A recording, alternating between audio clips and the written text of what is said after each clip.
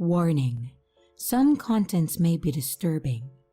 Viewer discretion is advised.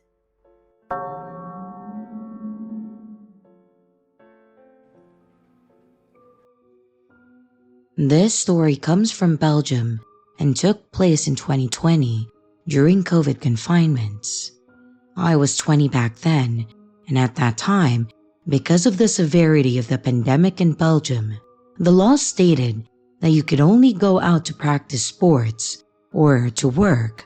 So I took the habit of meeting with a friend to go out for runs and to practice all kinds of sports in general. Both of us were quite fond of urban exploration and knew a spot on the outskirts of Brussels consisting of an old sports and wellness center where we took the habit to hang out after our runs. To go into that spot, you must go through a hole in a fence on a street and then cross a small portion of the woods, and you'll come up on a football pitch and a tennis court, and up on a hill is the center, which is an old 4-story building, and the whole center takes a whole street block. On that day, we had just finished the 5-kilometer run, and then we went to our spot as usual. We were walking to the building since it was about to rain, when we saw 2 teenagers sitting on the roof edge, and I remember thinking that it bothered me since we were planning to go to the roof as well. So we went to the hall area to wait for a bit in hopes that the people leave. In the hall area, you have a clear view into the kitchen, which you must go through if you want to go to the roof. You can also see into another smaller hall and then into the dining room. My friend was rolling himself a cigarette while I was gathering 2 chairs and an office table for us to sit. Well, this next part gives me chills to this day. As I finished setting everything up, I remember starting to feel unwell, as I was being watched and not in a good way. That's when I looked at the kitchen and I saw, for a brief moment, a head sticking out of the doorframe and then staring right at us. It was a man. I couldn't say what age he was since he was all dirty, but the one thing that I remember is that he had an exaggerated happy expression on his face, like he had just found exactly what he was looking for. At that time, I just froze and I wasn't able to react bravely to the situation. I leaned slowly towards my friend, all while keeping an eye with the man, and told him very calmly that we had to go immediately. I tend to make lots of jokes to all of my friends, especially Sully, but when he saw the look that I had on my face when I told him that we had to leave, he didn't say a word. He just took his backpack and then stood up. We ran to the football pitch and saw the 2 teenagers were still on the roof, so we started to tell at them, asking if the man was with them or if they saw him, but they just answered no to that, and that they hadn't seen anyone and that they had come by themselves. So if someone was there, he wasn't with them. We told them that it was probably better for them to leave as well, since we didn't know what the man in the lobby was up to. They told us that they would be fine and that they would leave a bit after. We decided to leave since we had already told them what we saw, and we also had already been out for very long, so it wasn't very legal with confinement rules. And as we were walking towards the woods, I turned back and I could swear that I saw the silhouette standing in front of the staircase leading to the roof, but my mind didn't quite react and I just left alongside with my friend. I was so shocked that I just decided not to talk about it to anyone in fear of them not believing me or possibly making fun of me. My friend, Sully, is the only one who was there, and he didn't take a look at the man, but he is as scared as me just by seeing my own reaction at that time. I don't know what happened to these strangers. I found local articles and papers dating from that time about teenagers being chased by a crazy man in an abandoned building.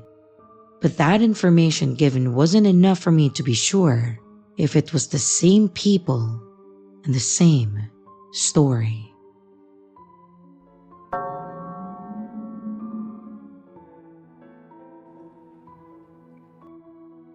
So once upon a time ago, when I just turned 18, I decided that I wanted to try out exotic dancing. All I had to do to get started was to get a pair of heels, and the only place to get heels was 2 hours away by car. Me and my friend, who was 17 at that time, drove the 2 hours to get some heels. We went to 5 different stores and really couldn't find the ones that I wanted. So we decided to stop at Wingstop to get dinner and then go back to the first store that we stopped at and get the heels that they had there. We walked into the Wingstop, and this dude at the front counter started telling us his life story, not leaving anything out, which was a little off-putting. He then asked where we were from, and we told him the county instead of telling him the exact town. He then proceeded to ask why we were so far from where we live, and my friend answered with, "Well, she's a stripper and she's looking for heels." To which I elbowed her in the boob for exposing me. The dude then proceeded to give us our food for free and then called his mom to see if she had any heels. He asked if we wanted to ride with him. We both said no, but he insisted. And I had just smoked some Zaza with my friend before going into Wingstop, so I wasn't really thinking. I thought my friend was coming with us, but we pulled out of the parking lot without her, which petrified me, especially when I realized that I left my phone in my friend's car. I sat in that car, as far away from him as possible. He pulled into an apartment complex and then went inside. He came back out 30 minutes later with a box of shoes. And on our way back, he proceeded to ask me if he could hire me for private dances. He asked what club I was going to work at, and I lied and I told him the wrong club. When we got back to my friend's car, he asked for my number.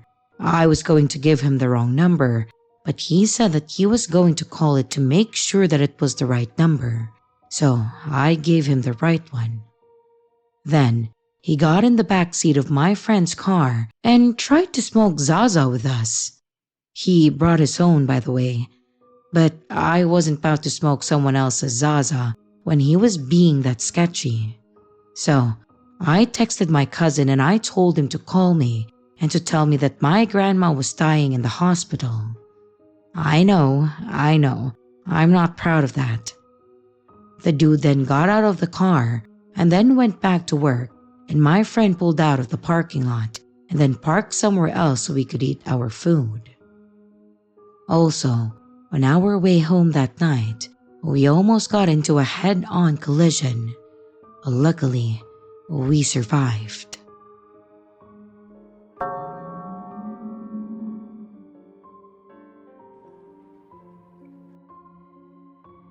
This happened to me a few years ago, probably back in 2017 when I was 14.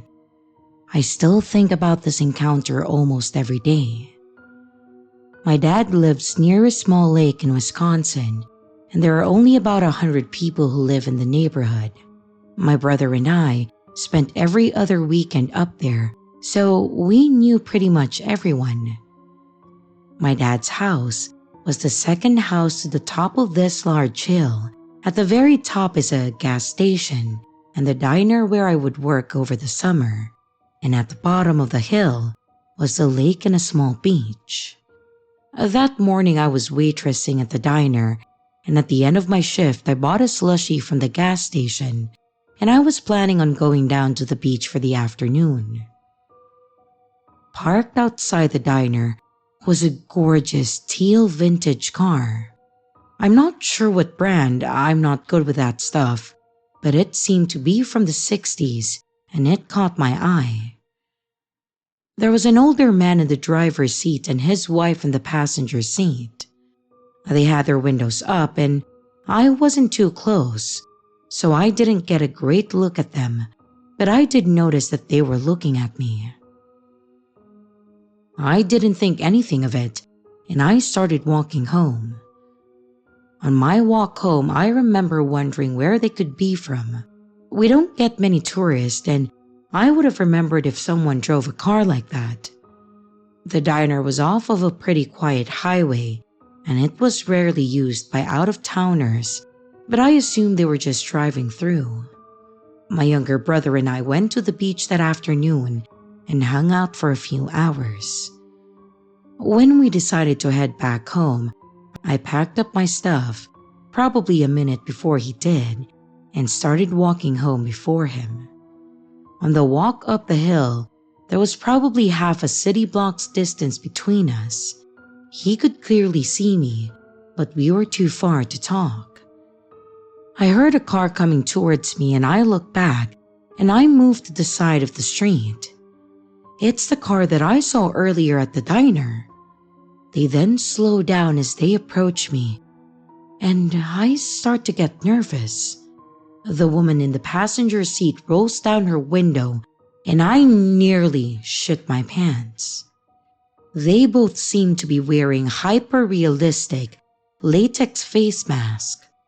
There seemed to be no beginning and no end to the mask, and they weren't noticeable holes for eyes, yet their eyes definitely seemed real, and there was no seam at the edge of the neck.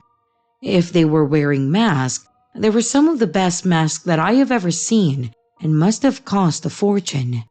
But it definitely wasn't their skin. There's no way. Something about them was just so off. The woman asked me for directions to a highway that I have never heard of. I didn't drive yet, so this in itself wasn't weird, but I pointed them to the highway by the diner that leads out of town. They then thanked me, rolled up the window, and then drove away. I ran to my brother and I told him what happened, and he said that they looked pretty normal when they drove past him, but they looked normal to me that morning as well. The masks were too good. You had to be close enough to notice how strange they look. There was just something so unsettling about them. They didn't really do anything odd except asking a girl who was clearly too young to drive for directions, but it was a very small community. I might have been the first person they had seen in hours, but it was just the way that they looked. I have never seen anything like it, and I haven't seen anything like it since then. I mentioned it to my dad when I got home, but he didn't have much to say about it. I still feel deeply unnerved when I think about it, more than 6 years later. I don't believe in much of the paranormal stuff, and I do think they were human. But why the mask? What were they doing there? And why ask a child who is obviously too young to drive for directions to a highway? Has anyone ever experienced something like this before?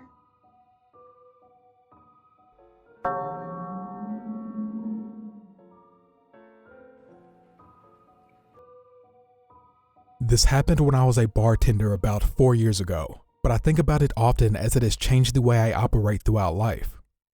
I now refuse to go to any store alone after midnight.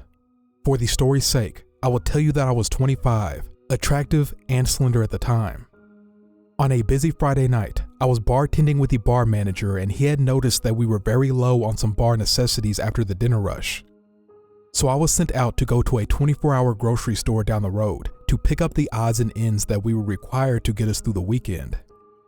I picked up everything that was asked of me without trouble at the store, until I got to the liquor aisle. There were two country-looking guys there that were probably around my age in the aisle, and they were staring at me and whispering to each other in a way that made me uncomfortable, as I assumed they were making comments about me. All pretty innocent so far. Before they could approach me, I grabbed what I needed very quickly and power walked to the self-checkout. I really booked it out of there, because when you're a bartender, it's kind of like you are on stage and are required to be charming and interact with people that you otherwise absolutely wouldn't be able to tolerate unless you're getting paid to. I get to the self-checkout, and hot on my tail are the two guys. I'm scanning my stuff, and they use the scanning station next to me. I get a better look at them now that they are right next to me. One is taller, muscular, and average looking. The other is shorter and more plump. They both looked dirty, and their eyes were completely bloodshot. Not sure if they were high on something or had already been drinking for a while. They continued to stare at me, and our eyes awkwardly met, so I did the pleasant Midwesterny thing to do and flashed them a quick half-assed closed-lipped smile to be polite. The taller one starts trying to talk to me. "Hey, looks like you're ready to party, huh?" I replied with something like, "Yeah, something like that. It's not for me though." They walk closer to me and ignore their responsibility to scan their items. "Oh, must be for your boyfriend, huh?" I flash the awkward, tight-lipped smile again and roll my eyes slightly, like, this is your hint that I'm not interested, fellas. The taller one continues to try to talk to me. "You could come hang out with us tonight. We could show you a real good time if you know what I mean." I reply with, "No thanks, I'm good. I have plans already." Well, the tall one starts to get upset that his moves aren't working like he'd hoped and starts using a more threatening tone and moves very close to me, like 2 inches away, but I ignore him, staying focused on the scanner. I don't think he had showered in a few days by the smell of him. He gets a little louder and says, "I see how it is. You probably only fuck doctors and rich men like that. You think you're too good for us. We can show you that you aren't. We can teach you a lesson." Now, I'm not sure in what context he meant, but it definitely wasn't good. Still not looking at him, I turn away so my body is blocking his view of my purse, which I set on the scanner, to grab my 4-inch pocket knife out and slid it up my jacket sleeve in case I need to protect myself, acting like I'm searching for my wallet. I do this, however, in view of the self-scan worker standing at her podium, and I look at her with wide eyes, trying to communicate that I do not feel safe, and I might need help. I turn back to the machine and slid my card to pay while the creepy and hostile guys are practically standing on top of me. The machine malfunctions and starts beeping. The lady worker comes over immediately, and the guys standing next to me change their expressions from, "I am planning to torture you for a couple of days and toss your body into a creek," to, "Just your friendly, good old country boys making polite conversation over here." They actually tried to act like I knew them and we were friends, so the worker wouldn't be alerted to their ill intentions. They tried joking with the worker, saying I was stealing something and that's why the machine went off. The worker was definitely not buying it. She was a 6-foot+ tall woman, with some muscle on her by the way. I wouldn't mess with her on my best day. Anyways, she presses a few buttons on the screen, shooting the guys a very unimpressed look when they were trying to act charming, and cancels the order completely. She turns to me and says, "I am sorry for the inconvenience, ma'am. This machine seems to not be working correctly. Why don't you gather your things and I will ring you up at an actual register?" She puts her hand on my back and gives me a wide-eyed look like I gave her a minute earlier, letting me know that she sees I am in danger. I pick up my things to follow her to the register that is near the security office. The guys linger around the self-scan, still glaring at me, and eventually complete their purchase but stand at the exit, assuming they are waiting for me. I felt like I would be walking to my death if I made my exit in that moment. The worker keeps a close eye on the guys and scans my items. As she's scanning, she tells me there really wasn't anything wrong with the machine I was using. It just misread my credit card. She said, "I had a bad feeling about those guys from the moment they walked in, and then I saw them getting aggressive towards you. I already rang security to be ready to walk out to the parking lot and make sure you left safely when you were ready to leave. Then I saw you take that knife out and put it up your sleeve, getting ready to protect yourself. Good girl. As much as I'd like to see you show them that they picked the wrong girl to mess with, I'm glad I was able to pull you aside and make sure you are safe. I see them waiting by the door for you. I'll just keep pressing buttons on the screen and act like I am having trouble with your order until they give up and go outside. Our security officer and I both are still going to escort you to your vehicle when you leave." I thought to myself, this woman seriously deserves a raise. I thanked her over and over again and told her what they said to me. I was getting afraid because I don't know what these guys are capable of. As I'm talking to her, my bar manager calls me to see what's taking so long. I explained what was happening, and he was obviously very concerned and ready to come up there himself and kick some ass. By the time I hang up, the guys had given up and walked outside to the parking lot. The worker said to give it another few minutes because she had a feeling that they may still be in the parking lot waiting for me to walk out and see which vehicle was mine, so they could follow me. My instant thought was, no way, they have to be gone by now. I was wrong. The worker and security guard escorted me out, and as it was after midnight, you can imagine how empty the parking lot was. Towards the back of the lot, there sat an old big pickup truck running with the lights on pointed towards the store. It was a huge parking lot, and it wouldn't have made sense for them to initially park like that. So I'm assuming they moved the truck to sit that way so they had a full view of when I exited the store to go to my vehicle. It was like being stalked by very hungry lions. When I unlocked my car, they saw that me, the worker, and the guard were looking directly at them, and that I wasn't getting in my car until we watched them leave. They then peeled out of the parking lot. I mean, they seriously did a burnout to establish that they were pissed and trying to intimidate us or something. Aw, poor creeps didn't get their way. Boo-hoo. I thanked the worker and the guard over and over again, as I am certain they had just saved my life, or at least saved me from having to live with whatever those guys were planning on doing to me. I did write a long letter to the store manager and to their corporate location describing how their employees protected me and how grateful I was. I really hope that earned her a promotion, bonus, or raise. She didn't know me at all and was ready to protect me, which really isn't her job, but she did it anyways. Needless to say, I do not go late night shopping by myself anymore. Never will again.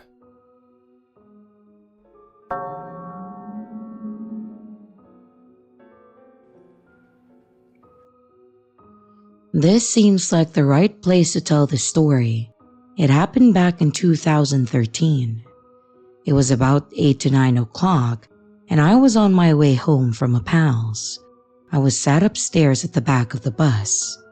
There was only me and one other person on the top floor of the bus, and he was sat near the front on the opposite side. When I got up to get off of the bus, I walked from the back towards the stairs, and he called me. I don't remember exactly how he asked, but he was asking for a lighter. I walked up to him going through my pockets, and I told him that I had matches, and I handed them to him. He took them off of me and just stared at them for a good few seconds. He then handed them back to me and said something along the lines of, "Don't worry." The time it took him to decide not to use them felt very strange to me, and the eye contact before and after just felt intense. I walked down the stairs thinking, what the hell was up with that? And then I got off the bus. I told a couple people how weird it felt and described what he was wearing. He was wearing a zip-up black hoodie with a knockoff Hardy-style tiger on the chest. Well, fast forward about a week, and there's a fatal stabbing on the bus in my city. A young girl on her way to school was stabbed to death on the top deck of a bus. Stabbings are pretty common in my city, but a young girl being killed on her way to school, well, that's big news anywhere. They show a photo of the suspect being arrested, but you can only see the back of his hoodie. And straight away, I think that's the exact same Ed Hardy knockoff, and then I start wondering if it's the guy that I had seen. When they released more photos of him from the front, I knew it was him. The scary thing is, it transpired that he had recently been let out of a mental health facility, and he hadn't been given any support and had been sleeping rough on buses. I have had many interactions with mentally ill people and dangerous individuals, but this is one that stays with me. Even though the interaction wasn't much, it felt so strange. I always wonder if he was seeing how I reacted when he asked me, hence why he didn't use the matches. Who knows? It's just a sad story, really. Rest in peace to the poor girl who was murdered. Her name was Christina Edkins, and she was only 16 years old.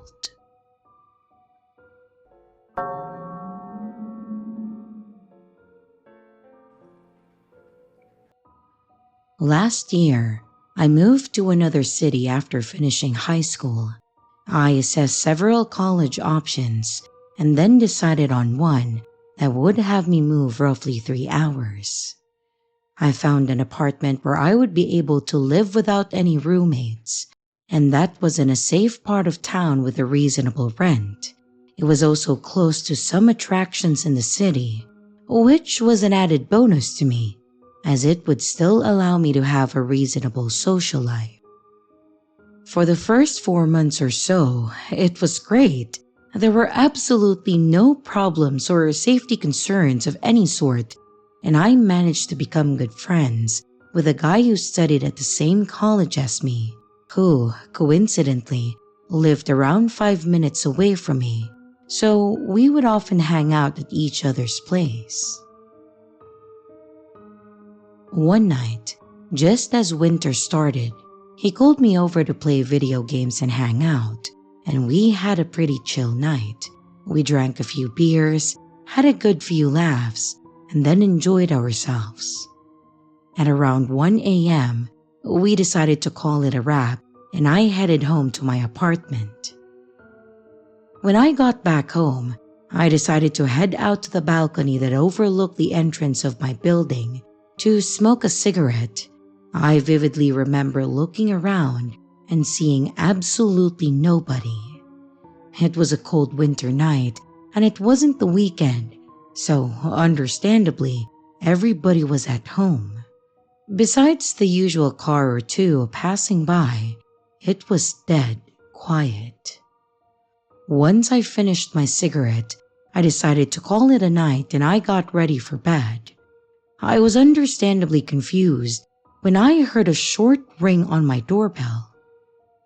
I stood in the center of my room for a solid few seconds as confusion and a little bit of fear set in. I snapped out of it and I decided to tiptoe to my door to just try and hear if anyone was outside. My immediate thought was that my friend came over to drop off something that I might have forgotten at his place, but I thought to myself that he would have texted or called me. I probably listened for half a minute or so when the person once again rang the doorbell and then softly knocked on a few times. I was stood still and I didn't want to make a sound so that I wouldn't give away the fact that I was at the door. I heard the stranger pacing around the apartment for a few seconds before he stopped. I waited for any sort of noise, but it was just quiet. That was when I decided to look at the peephole to see that he hopefully had left. I picked up the cover of the peephole and I took a look. My legs pretty much went numb as I saw a hooded figure looking straight into the peephole. He was holding the zipper of his hoodie so as to cover his face, and all I could really make out was his forehead and eyes. He must have either heard me lift the cover or my heavy breathing, because right away he moved from the peephole and I said, "I know you're at the door." By this point, I was pretty much shivering in fear, but I mustered up the courage to say, "I'm calling the cops, man." He then laughed and said, "Sure thing, big guy." He then proceeded to wipe away the door handle with his sleeve before walking off. I understandably called the police, and when they came over, they informed me that I wasn't the only one. He had been doing this for at least a month, and they suspected him of at least one home invasion where a father chased him out of the house. I crashed at my friend's house for around a week or so after this before going back into my apartment. It's been a year, and I have never heard of any news about him. He could have been arrested by now, but as far as I know, he hasn't been. I find it more likely that he simply moved to a different area.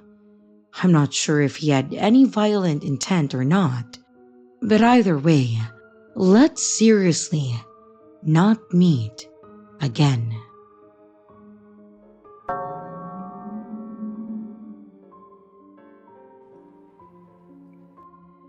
I was a 20-year-old college student, and my friend and I were living and working near her college for the summer.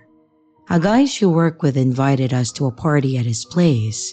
The two of us went, along with 3 other friends, and we turned out to be the only females at the party. There were at least twice as many guys there. After drinking and playing a few drinking games, people started to leave. A large group of guys was invited to another party and then left to go there. And then our 3 other friends decided to go too. It was down to the host, my roommate, and then 2 other guys. For some reason, maybe we ran out of alcohol, I can't remember, we decided to go to this other party. I had a few drinks, but not enough that I was seriously impaired. My roommate though, she was pretty tipsy. She was walking with her friend from work, and the other 2 guys who had been talking to me at the party were walking close to me and talking to me. At one point, my friend and her coworker were walking far enough from us to be out of earshot. The 2 guys told me that they knew of a shortcut and tried to get me to follow them down a dark alley. I told them that I wanted to stick with the group. They tried to persist for a few minutes, but I was adamant that I not be separated from my roommate. Somehow, mysteriously, we never found the party. The details are a bit fuzzy, but I think that they couldn't find the exact location. This was in the mid-1990s, so no one had a cell phone to call or text to confirm a location. My roommate told her coworker that she wanted to walk around to find another party because she wasn't ready to go home yet. There were lots of people out, and often you would run into someone who would invite you somewhere. I told her that I just wanted to go home. I was desperate to get away from those guys. My roommate was feeling good and just not having it. The 2 guys started to whisper to one another, but I was able to hear some of what they were saying. One said, "No, didn't you hear what she said? They live with 4 guys." This was true. We had 4 male roommates, which at some point had come up in the conversation earlier. This immediately set off more alarm bells. I continued to argue with my friend, and eventually she realized that we weren't going to find another party after all. The 2 creepy guys left, and her coworker walked us home. On the way home, I told them that I wanted to leave because those guys were scaring me, and why. If this were to happen now, I would call those guys out in front of everyone and make a scene.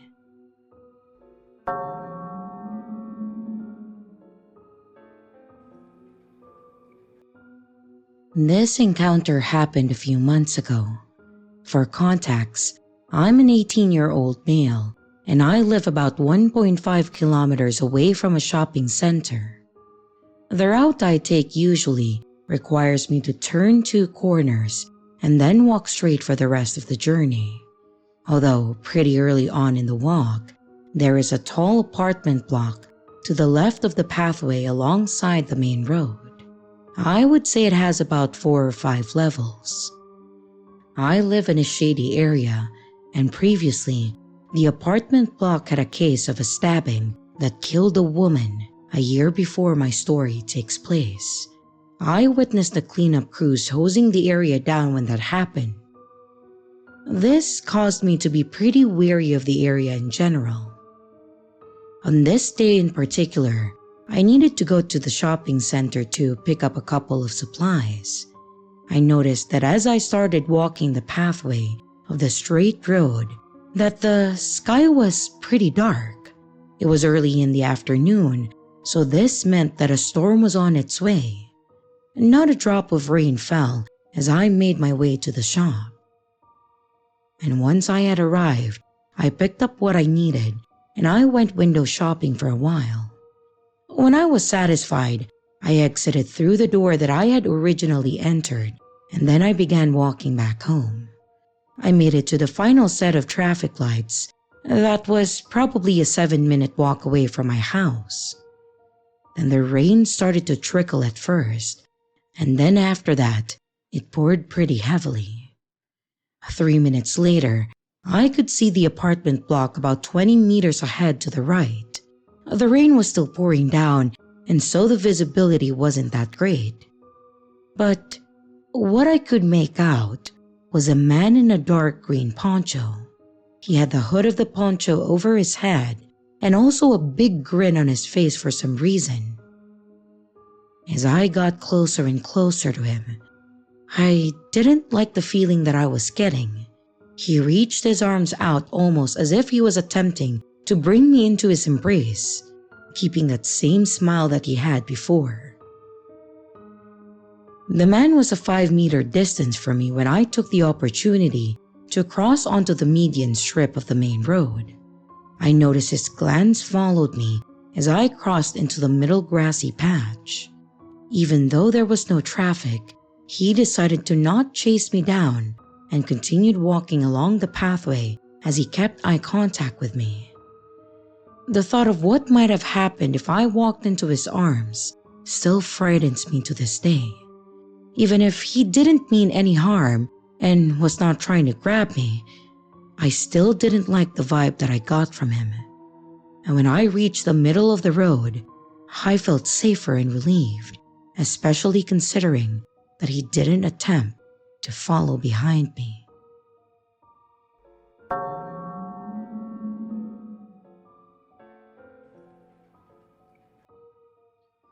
Hello, my name is Alex, and here's my story. At that time, I was in my old bedroom, which was basically one of the smallest rooms in the house.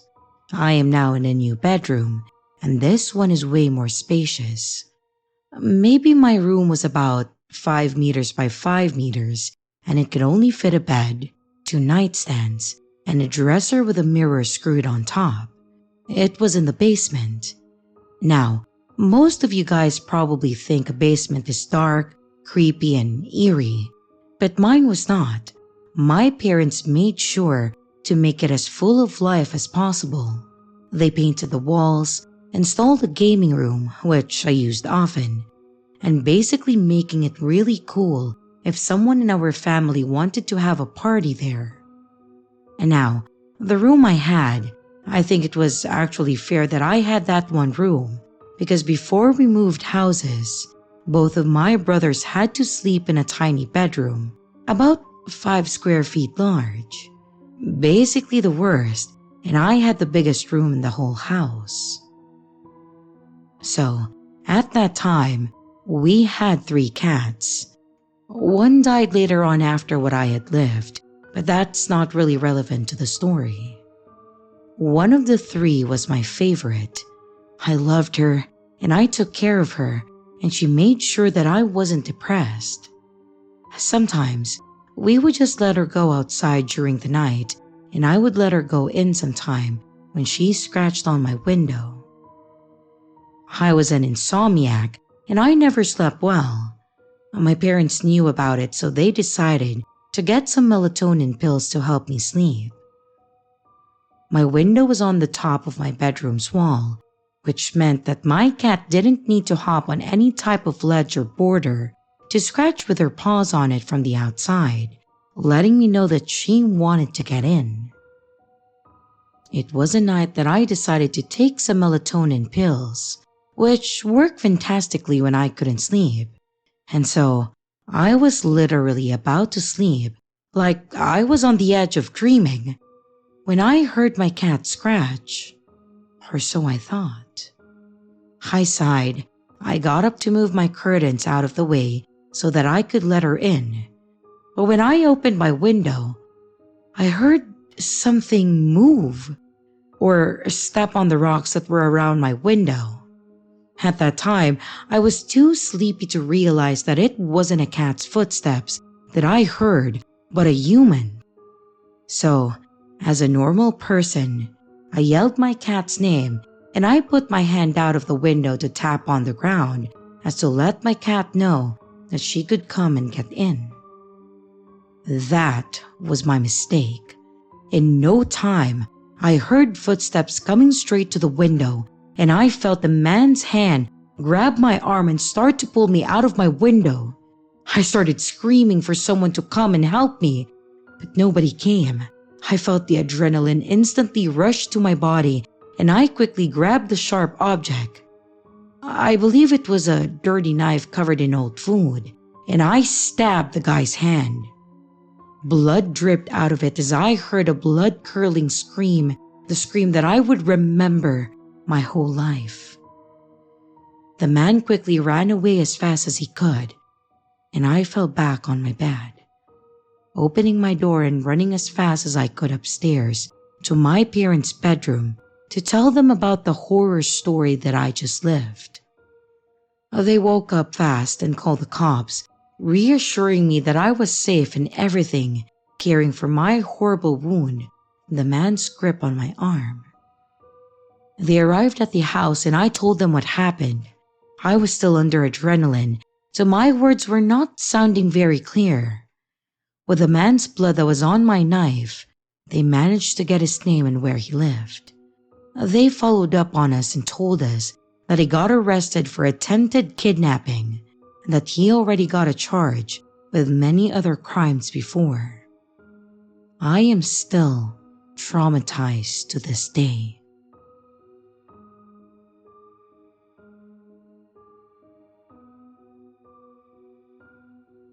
And here's the riddle for this video.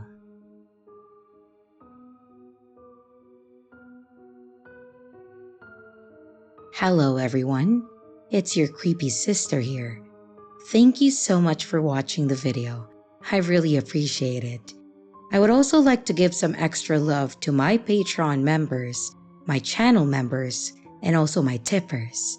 Thank you so much. If you would like to extend a little bit more support for the channel, don't forget to leave a like and a comment down below. If you would like to become a Patreon member, a channel member, a tipper, or even to buy merch, check out the links in the description below. Again, thank you. And I hope you stay scared, because your fear feeds me.